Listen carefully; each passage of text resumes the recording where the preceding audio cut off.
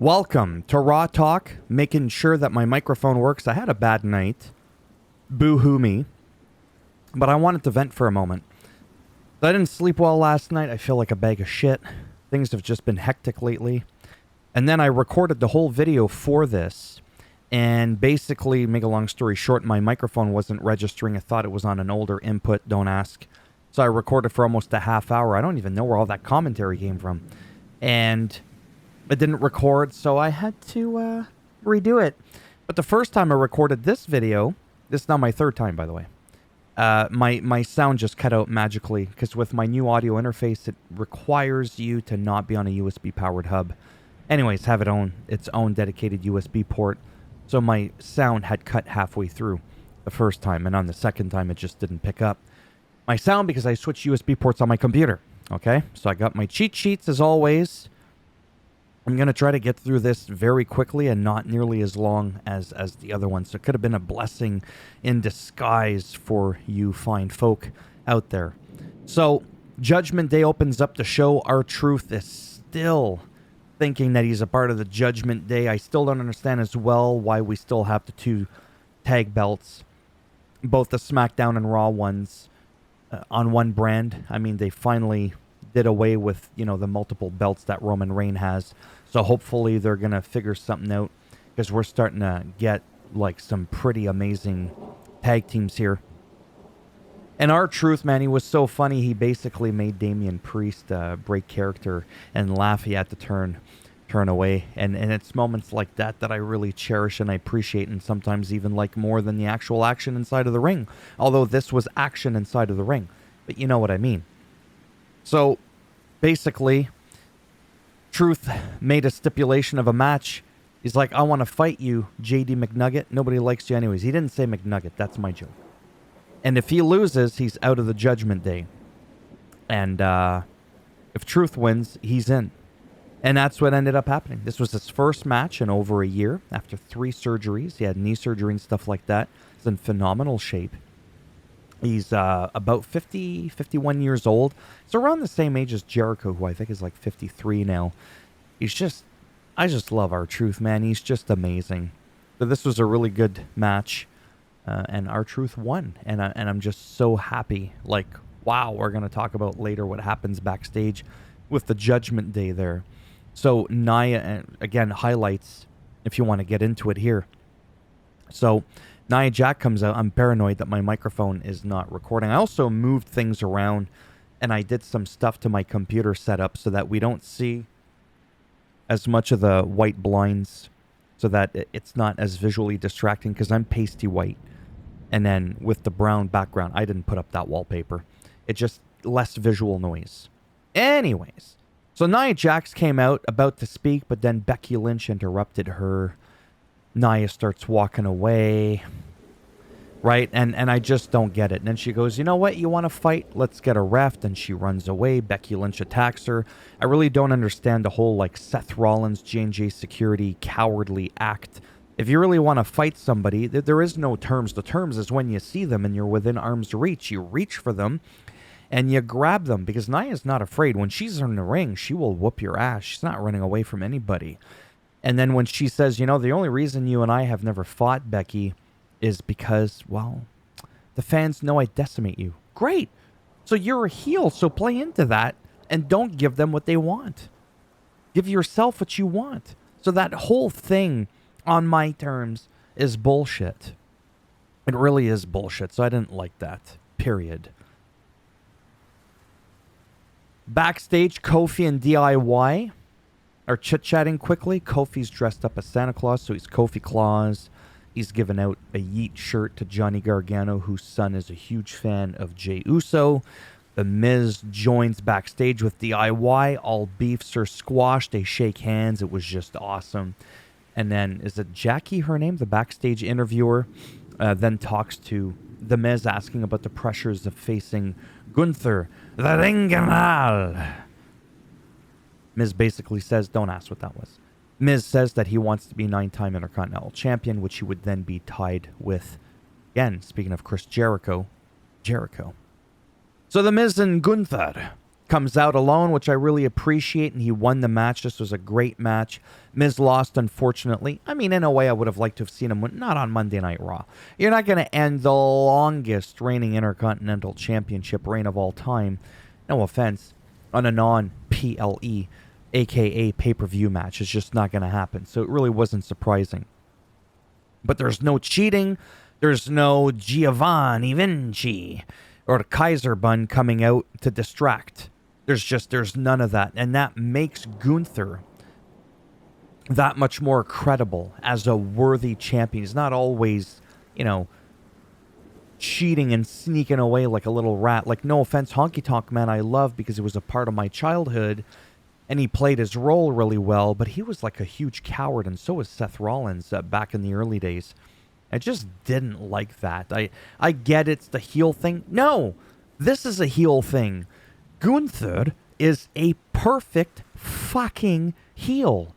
He doesn't always need his cronies at ringside to be all like distracting the ref. Don't ask me what that was. It's when you're on the ringside and you're looking up at the ref. That's what that was supposed to mimic. Anyways. So yeah. So there you go. Backstage, Imperium congrats Gunther. And Gunther says, "It's no jolly times." That's actually not how he sounds. We'll pretend like that didn't happen. Shits on Imperium. Kofi Claus talks to Imperium and says, "Hey, have a little joy." Gave Kaiser Bun a gift and ended up being coal. A piece of coal. It would have been funny had it been an actual Kaiser Bun. Because that's why I call Ludwig, a wig. Ludwig, that's how I remember. Because I used to think it was Ludwig. Because I think Ludwig would be more fitting than a wig. Anyhow, so he didn't like his coal gift. That's the end of that. He didn't like it. And then there was a vignette promo with Shinsuke Nakamura saying, "Oh, I can't do the accent." So when I try to do, let's get political for like 10 seconds. Because I have to, because it's on touch with what's going on here. So I'm a white dude.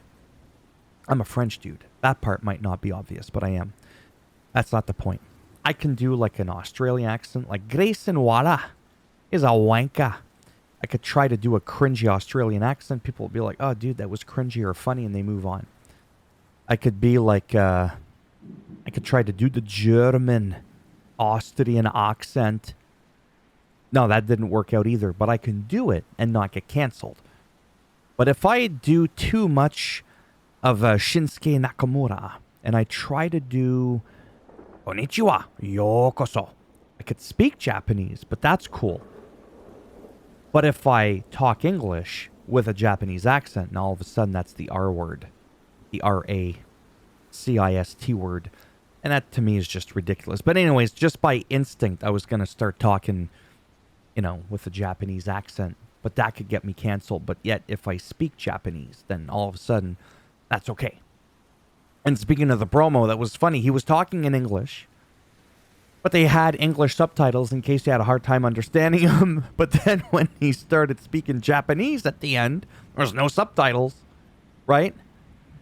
But whatever. I knew what he was saying, so it's all good. You don't, but that's a secret. But he said, "You're a cancer, you're stupid, you're inbred." So it was like, "You're prancer, you're dancer, you're cancer." Get it? Haha, it rhymes because he was doing like a Christmas nightmare thing. I'm not offended. I'm just surprised that they allowed that, really, to be honest with you. But hey, whatever, that's cool. Cody jumped Shinsuke, by the way, during that vignette promo backstage, only to be broken up by security. Which is interesting. Maybe that's why there was no... Well, no, there was subtitles. So that made it kind of like a bit of a foobar thing. Really weird thing that shouldn't have happened, because how did they know what he was going to say? Get it? Because it was going on live. Anyways. Whatever. Not going to look into that too much. Backstage, Adam Pearce and Tozawa says he wants a match, and Adam Pearce says, "Are you sure you want this match?" It's like, no, I want this match. And then right away, Piper and Chelsea complain about having to defend the tag team championship belts against Hayden Carter and Katana Chance. Then we end up in that match. But before then, Bronson steps up quickly saying, "I want to talk to you." Actually, that's not how he talks. About Gunther's next challenger. Hayden and Katana, KK. So as long as we don't add a third K in there, because then I'll get canceled. But KK, K and K, defeated PNC, Piper and Chelsea. And I'm thinking to myself, thankfully, thank God, they're now tag team champions. And it's awesome because one of my favorite female or women tag teams of all time is very quickly becoming these two. They're just incredible. Find me another duo that are that are just that good. I'm sure there's some out there, but right now they're one of the number ones that come to the top of my head. Can't even speak properly. So I was really, really excited for them. Backstage, Ivy Niles is doing tricep dips. She's getting all pumped for Rhea Ripley. And even though they didn't have a match, but whatever. Because I thought they were going to have a match, but they didn't. But that's what she was doing. She was prepping. And Alpha Academy was there. Tozawa comes in here, chatting quickly. And he's like, I have a match. And he's like, with who? And then they like shift the camera over and Ivar was there. And that's who he ends up facing tonight. Backstage, people were congratulating K&K on winning the belts, except for Natalya, who was a little bit bitter. Ivar versus Tozawa. Tozawa, man, he's funny as hell. He really, really is. And he's a great competitor. It was a great effort on his part. He did really, really well. This was not a squash match, thank God, because that would have just been stupid.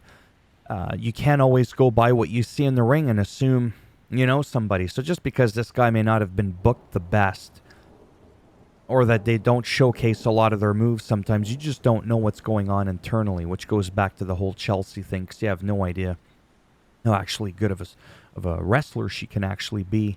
Really great at selling moves, etc., etc. Again, I'll always go back to Hogan in the 80s in Japan doing drop toe holds, step up ensiguris, full-blown drop kicks like Randy Orton. And then all of a sudden, a couple months later, he comes to WWF, and it's just all about like punches and leg drops.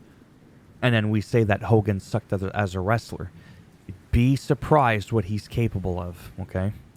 So yeah, this was a great match. Then Seth Rollins comes out looking like a funky, psychedelic version of the Father character from Far Cry 5. Starts talking about defending the title against Drew, and then all of a sudden Drew comes out. And I gotta say, this had the E in WWE. This was one of my favorite segments of the entire night. The promo was fire. It was amazing. It was believable. Body language, facial twitches, more twitches than what I'm doing with my eyebrows and my blinking, even though you can't really see my eyebrows. So then they got into a melee for a moment, but it makes it more investing when you see that little scuffle, because now this is personal. There's an actual story, and I'm just all on board for it. It was just incredible. And backstage, quickly, Cody and the Creed brothers chit-chat. Creed brothers are starstruck. Get it? Stardust. Anyways, if I have to explain it, about getting Cody's, endorsement approval, saying, I'm here for you. If you can count on me at any time. And then that's ends it here, because, WWE is not that professional. They don't even have the listed superstars that were a part of the show that night. They've been doing that a lot lately. And that one time, too, that they called Bailey Bianca. Like, really? Like, they both start with the letter B. They're both female competitors, but they're not the same person. Anyhow, Kofi Claus comes out giving out gifts in the middle of the ring before Imperium takes out Kofi. This probably had to do with the Cole gift joke that he gave Kaiser Bun. Jey Uso came out to even the odds out and then looked at Kaiser Bun and said, you know what, I want you, pretty boy. So they did a one-on-one match. Jey versus Ludwig. Another great match. Again, Giovanni gets involved, puts up a distraction. But then Kofi came back out to even out those distractions, and then Jey ended up picking up the win, which to me was amazing. In the end of the show, near the end of the show, backstage, Damian laughs at JD McNugget for losing to Truth, of all people, he says, but our Truth is an amazing competitor. Basically says, that's it, you're out. Brie is like, no, blah, blah, blah. Priest says, you know what, you're in for now. They should have had R-Truth come back and be like, all right, dog, I'm in. JD, you out. Nobody ever even wanted you in here to begin with. And that's true. He practically begged to get in, right? So that they could have done so much more in just a quick 10-second appearance of R-Truth. So to me, that was a huge missed opportunity for that moment. And then we ended up the night with an absolute banger of a match, man. The Creed brothers versus the Judgment Day. Judgment Day won. But the Creed brothers, like, oh my God, if they were like on SmackDown, like give those guys a belt, give them the blue belts. Like they're unbelievably just amazing. So like the Creed brothers and then K&K, like just wow, keep bringing in tag teams like that, and we're in for a wild ride. How long is this video? It's 15 minutes. My other one was like 20. What the hell was I rambling on for 28 minutes? So this worked out. This was a blessing in disguise for you fine folk out there, the 10 people that are going to watch me. As always, let me know down below what you thought of WWE. Did you watch an AEW match that you, quickly want to chat about? I don't discriminate. There's only 24 hours in a day. I barely have enough time to breathe, which is why I talk so fast, right? So yeah, I do prefer WWE. But I still very, very much appreciate every other promo. And I do try to keep in the loop with what's going on and stuff with like Edge and Jericho and just everybody else. I really, really do. So yeah, thumbs up if you liked the video. It does greatly help support the channel with the algorithm. Thumbs down if you didn't like it. And as always, we bend it in half, we twist it, we break off a Solo Sikoa Samoan spike off in your ass. And if you want to subscribe to the channel, exactly, I don't even need to finish that sentence. You know what I would like, but what do you want for Christmas? I can't afford to give it to you because I'm only worth 20 bucks a month on this channel. But it is what it is. I'm having a lot of fun. And yeah, take care. And maybe I'll see some of you in the next one. And Merry Christmas if I end up not making a video before then. But I should. I'm just doing it in case is what I'm doing. All right, bye for now.